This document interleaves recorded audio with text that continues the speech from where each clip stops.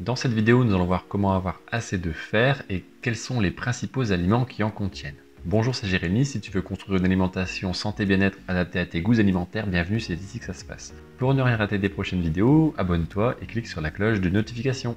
Avant de voir les 10 aliments qui en contiennent le plus, voyons ce que le fer apporte pour la santé. Tout d'abord, il joue un rôle majeur dans le transport de l'oxygène dans les cellules de l'organisme. Il va également réguler la croissance. On le retrouve dans les protéines des globules rouges. Le corps ne peut pas le créer, c'est-à-dire que c'est l'alimentation qui va venir apporter nos apports en fer.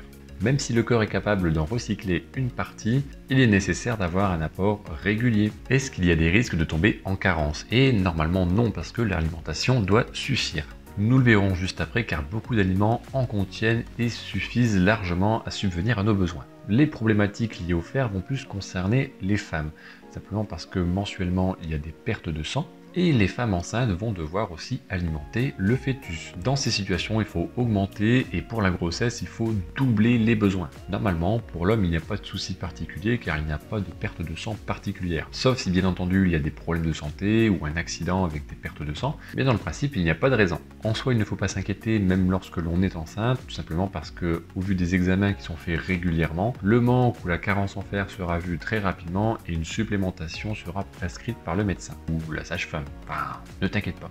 Les problématiques peuvent également venir d'une alimentation végétarienne ou végane qui serait déséquilibrée.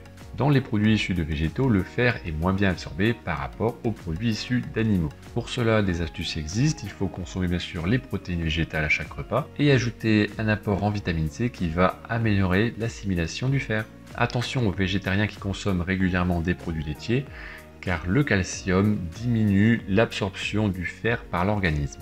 Les excès, le surdosage est plutôt rare tout simplement parce que le corps arrive à réguler les besoins en fer. C'est-à-dire que s'il est en carence, il va pouvoir l'assimiler un petit peu mieux et en cas d'excès, justement, il va pouvoir ne pas l'absorber en trop grande quantité car le fer est toxique. Maintenant, voyons les 10 aliments qui en contiennent le plus et commençons avec les produits issus d'animaux. On va retrouver les crustacés, les poissons gras de type sardines, maquereaux, saumon, truite. On en retrouve également une bonne portion dans les viandes, que ce soit de la viande blanche du type poulet, dinde, le porc, etc.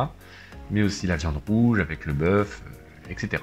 Et vous en retrouverez le plus dans les abats et plus particulièrement dans le foie. Si vous consommez de tout, des produits issus d'animaux, vous n'avez aucune crainte à avoir, vous avez vos besoins en fer. Maintenant, quels sont les végétaux qui en contiennent le plus? On va retrouver la catégorie des légumes secs avec les haricots, les pois chiches, certaines céréales comme les flocons d'avoine, les épinards dans la catégorie des légumes. On retourne sur les légumineuses avec les lentilles et le premier du podium dans la catégorie des végétaux, ça va être le tofu. N'hésite pas à ajouter de la vitamine C, donc un fruit à tes repas, à chaque repas, pour justement te permettre d'assimiler mieux le fer. Concernant les supplémentations, on en a déjà un petit peu parlé, elles vont se produire lors des examens médicaux, lorsque tu es enceinte, et la supplémentation sera donnée par le docteur, la sage-femme, la personne qui t'accompagne. Pour les hommes, il n'y a pas de nécessité particulière de se diriger vers une supplémentation non plus. Une alimentation variée et équilibrée, même à 100% végétale, comble les besoins en fer sans aucun problème.